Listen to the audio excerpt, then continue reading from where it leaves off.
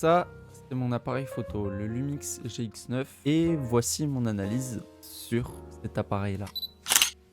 Ça fait quelques mois que j'utilise cet appareil-là, et avant j'avais cette caméra-là qui me filme en ce moment, le Panasonic Lumix FZ200. Autrement dit, j'ai fait un grand bond pour passer de ça à ça. C'est une bonne caméra le Lumix FZ200, mais c'est vieux, 2012. Mais ça fait le taf, comme vous voyez, je filme cette vidéo avec, donc tout va bien, waouh. Mais on n'est pas là pour parler de ça aujourd'hui, on va parler du GX9.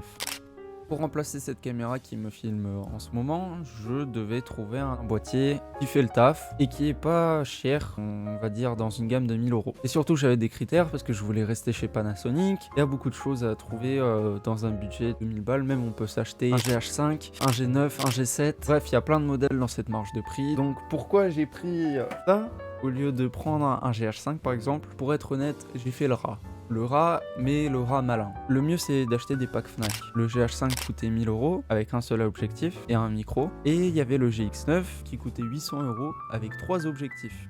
La question est vite répondue. Je dis non à certaines fonctionnalités, mais au final je me retrouve avec un boîtier assez performant. Et c'est de ça dont on va parler maintenant.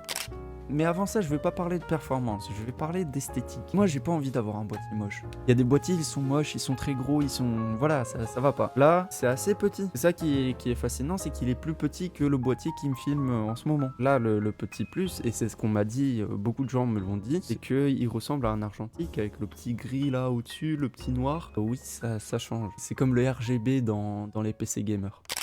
Maintenant on va parler compétences. Donc c'est un boîtier micro 4 tiers, c'est-à-dire c'est 2 fois plus petit qu'un plein format. C'est 20 mégapixels dans ce capteur qui font très bien le taf. En vidéo on a du 4K 30 fps qui est assez correct. Le boîtier dispose de plusieurs fonctionnalités qui sont assez pratiques. Par exemple la petite jauge d'équilibre qui permet de bien calibrer le boîtier pour faire des photos assez droites et pas se tromper dans le cadrage. Moi je l'utilise beaucoup en photo pour que mes photos elles soient assez droites. En parlant de l'écran, oui il n'est pas inclinable à 180 degrés, c'est dommage, mais cette fonctionnalité elle est un peu compensée parce que il y a une fonctionnalité Wi-Fi qui est intégrée, donc on peut se connecter avec son téléphone, donc on peut se voir directement sur son téléphone, et ça c'est assez pratique parce que on peut mettre son appareil photo très loin et l'avoir sur son téléphone. En soi il n'y a pas besoin de petit écran pour se voir au retour.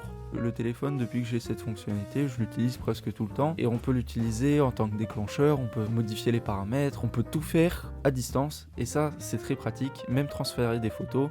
Après c'est intégré dans les nouveaux appareils photo. Pour un boîtier comme ça qui m'a coûté 800 euros avec 3 objectifs, je pouvais pas demander plus.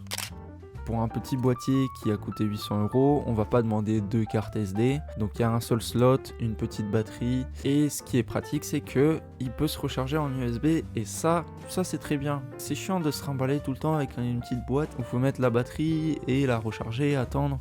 Alors que là, on recharge en USB. Dommage que ça se recharge pas pendant que ça shoot. Et c'est compatible Camlink pour les streamers. Ceux qui s'intéressent, c'est pas mal. Ce qui est fascinant avec ce boîtier, c'est qu'avec sa petite taille, il intègre quand même des trucs assez intéressants. Par exemple, il y a un petit cache. J'ai pas trouvé ça présent sur beaucoup d'appareils photo, donc ça c'est un peu cool, c'est pour le design, c'est stylé. Mais ce qui m'a donné envie d'acheter ce boîtier, c'est ça. Et ça c'est vraiment waouh. T'appuies sur un bouton et t'as le flash qui ressort. Waouh, c'est incroyable. Tout petit, tout plus petit qu'un téléphone, et pouf, t'as un flash qui sort. Bon, après le flash, je l'ai jamais utilisé, mais c'est pas grave.